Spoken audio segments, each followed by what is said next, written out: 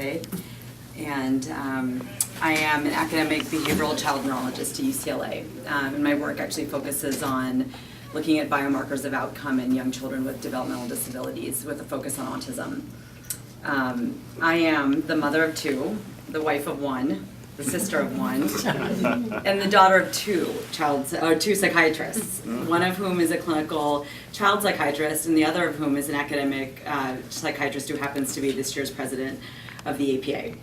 So my plate is full, to say the least, and I hope what I can share with you today provides some insight, but hopefully just my thoughts on my experience being raised by my parents.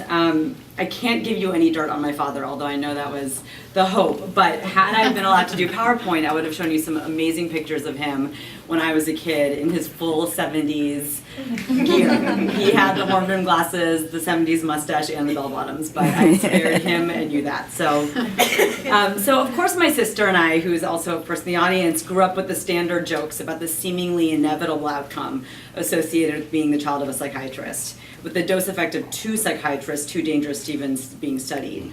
And we can leave it up to you to decide if we were in fact normal.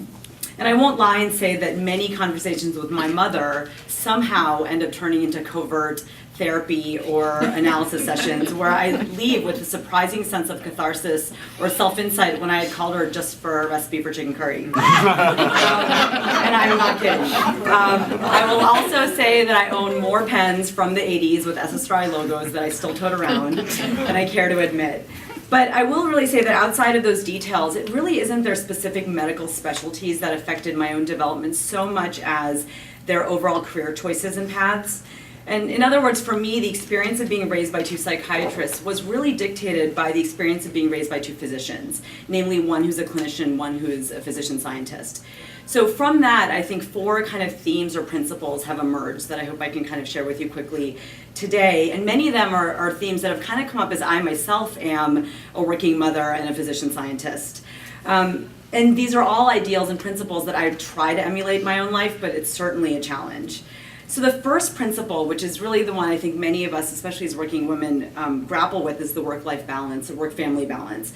And I would say the principle I've learned from my parents is really to redefine the idea of work-life balance as a qualitative, not a quantitative measure.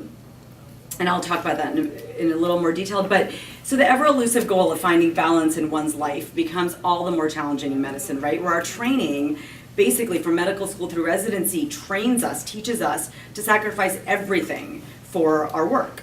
And my parents have, always worked very hard, but they've managed to balance their work and family life.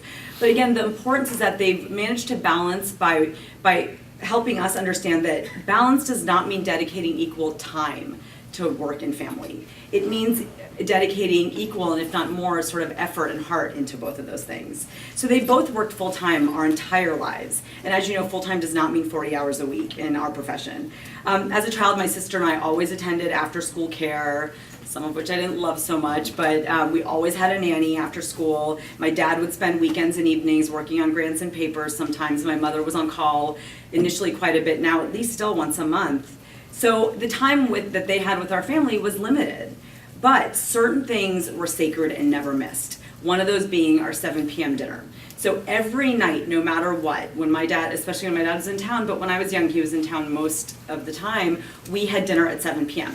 And when I say dinner, I do not mean Trader Joe's frozen organic meals, which is what I do. I'm talking actual home-cooked Indian meals, including hand-rolled chapatis that my mother made every night when she got home from work. Which still puts me to shame when I try to justify that the ketchup with my kids' chicken nuggets really should be a vegetable. But it was our time every day, and every day at 7 we would sit down and we would talk and we would connect. And certainly that's where the psychiatrists in my parents certainly came out, and we would talk about our experiences of the day, but it was our time as a family together. And even though it was 30 minutes, or an hour sometimes, it was priceless. And it made up for all of the maybe lack, if you will, of time that we had together. Additionally, one of my parents was always there to help me with my homework if I needed it, or attend the important tennis matches that we had. I never felt like my parents weren't around enough. And I think that's a really, really important lesson that they taught me as I think about raising my own children.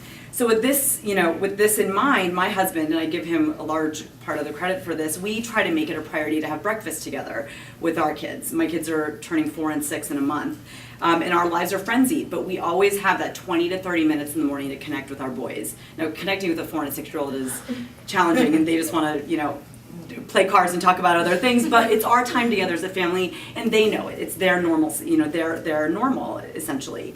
And I also have learned from them in terms of the idea of balance that when I am home with my kids, my phone is off, the computer's off, and it's pure quality time. And that's been a really important lesson that my parents have taught me that I've tried to emulate.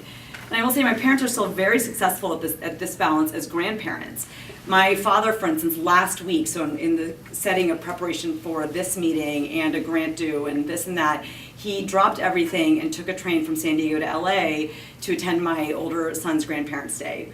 And came for the morning and went right back to work, took the train back and went to work, and it meant the world to Nishal, my older one, who is so close to my father. So, again, it's finding that time to make family the priority that I think is really important.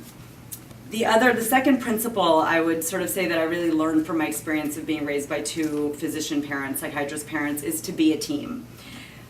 This does not, and again, this does not just speak to couples who are physicians. I think it's just for 2 busy couples. But, when my parents first moved to this country, it was my mother who was completing her psychiatry residency and then fellowship. And my father was already on sort of the academic track and had a little more flexibility in his schedule. So my earliest childhood memories are actually of being reared by my father, who's trying to figure out what to do with a little girl.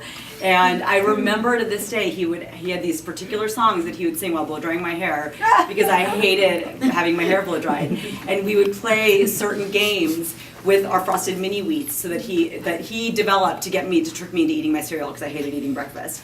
And I vividly remember those memories being 3 and 4 that he raised me because my mom was in residency, and then as my dad's career got busier, my mom was more settled at Kaiser, she sort of took over a lot of the day-to-day parenting roles. And that tag teaming was seamless and it was genuine. They did it, they were a team, they had each other's back, and they did it because they respected each other's careers and lives extremely. And I think that, again, that's a lesson that I think about a lot when I think about my own kids. I will say there's still an ongoing debate between the 2 of them about what's more meaningful and important, being a clinician or a researcher, and that goes back and forth. But despite that debate, the mutual respect is there. The third principle I'd say that my parents really taught me from their experiences being working parents was knowing your limits.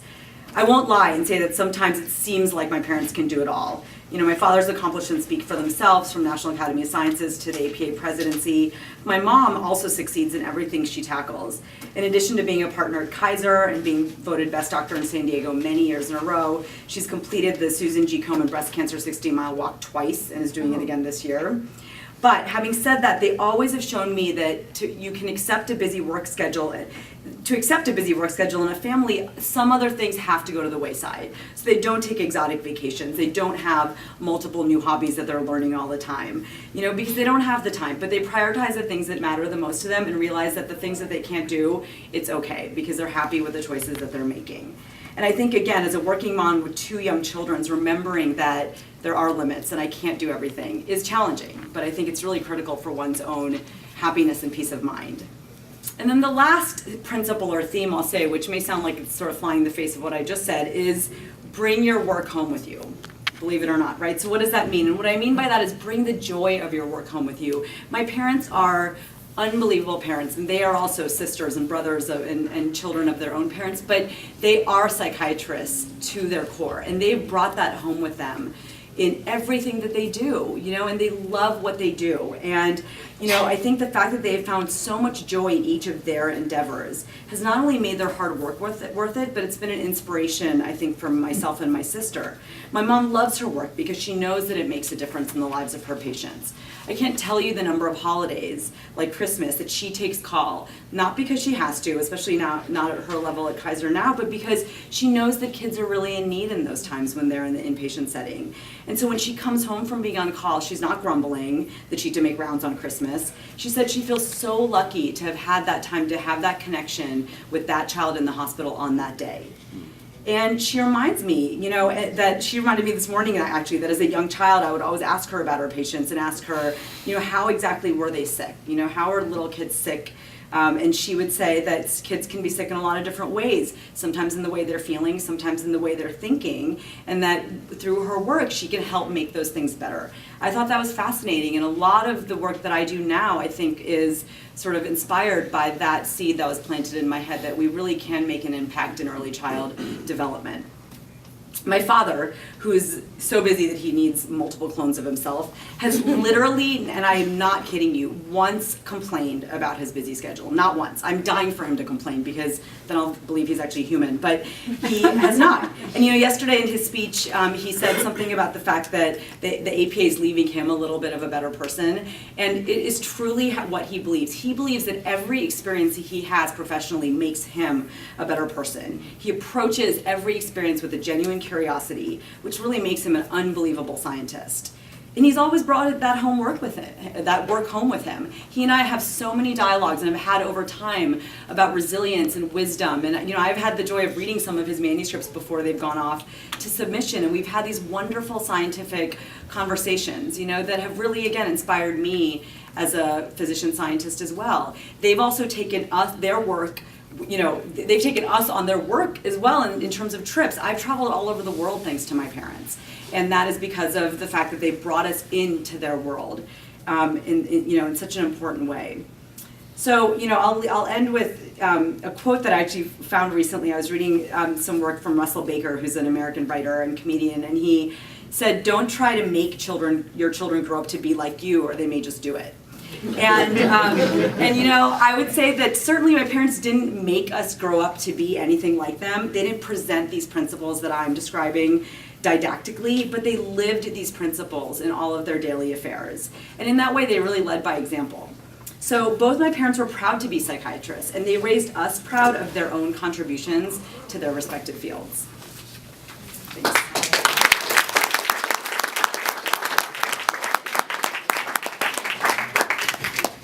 I hope many of you wise people are taking notes from this extraordinary opportunity to hear what we knew that you